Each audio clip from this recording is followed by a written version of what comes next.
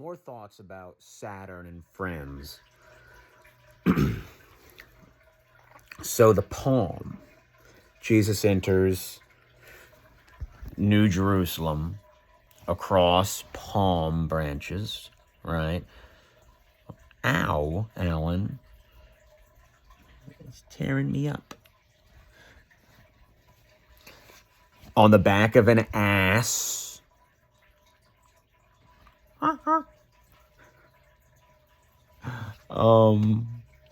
And occult.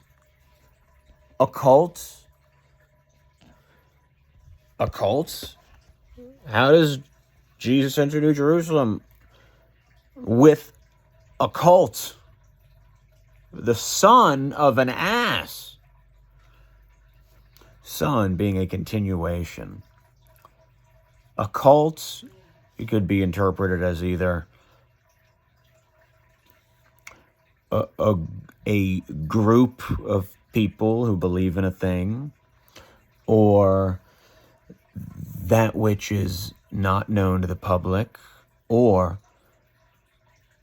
a young little horse. But anyway, in celebration of Jesus Christ, Catholics, with their, and this is not a criticism, this is just an observation. Catholics, be they of the East or the Western persuasion, with their rigid, ceremonious, ritual worship,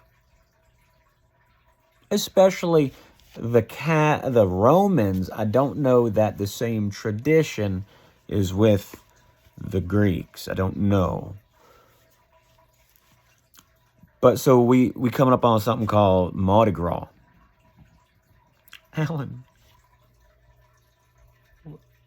He was wiggling his butt at something. So what they do is they have a day called Mardi Gras, where it's where everybody worships the Mars, the god of war. Mardi Gras. Fat Mars, fat excess, right? Tuesday, we call it Tuesday.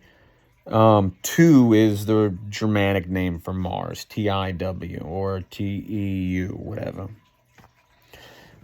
And then on the next day, Woden's Day. Ash Wednesday. They burn palm leaves. You know that thing that in the scripture, Jesus' followers spread across the ground for him to enter into New Jerusalem on? Well, these Catholics, they burn them to ash. And they take the ashes and they put a taw on their foreheads. Taw is the sign of the cross. It's the last letter in Hebrew. It indicates completion or death, ending, the end, or the beginning, depending on who you ask. Because we're taught by the Catholic Church and by the Saturnian world that we live in that the cross is the end, but in original Hebrew thought, it's actually the beginning. We begin as dead, and then we gain life. Anyway, what is ash? Let's dig even deeper. Let's dig deeper into it. We take the open hand of God, signified by the palm leaf. Jesus enters into the new city of peace across the open hands of God and the union of his friends, his people, those who abide in him, and he abides in them also. So what happens whenever you set it on fire and you burn it to ash? Ash, which is the Hebrew word for fire, and also, there's a thing called Asher and Ashura, and you can go, you ever heard of reading? Go freaking think of something to look up and then read about it. How about that? I'm sorry. I'm such an ass. So ash, its atomic number is 6. Ash corresponds to 666. 6 Aleph Bet Gam Hey. Wait. Aleph Bet Gam Dal Hey Wah. 6 is Wah, which is the tent peg.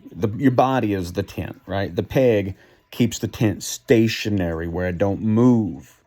Okay? When a thing is reduced to ash, it doesn't move anymore. By the way, carbon, which ash is pure carbon, a carbon molecule is the shape of a cube. It's literally a black cube. We identify Saturn with a black cube. You see? Shout out to Fast Ed. Food for thought.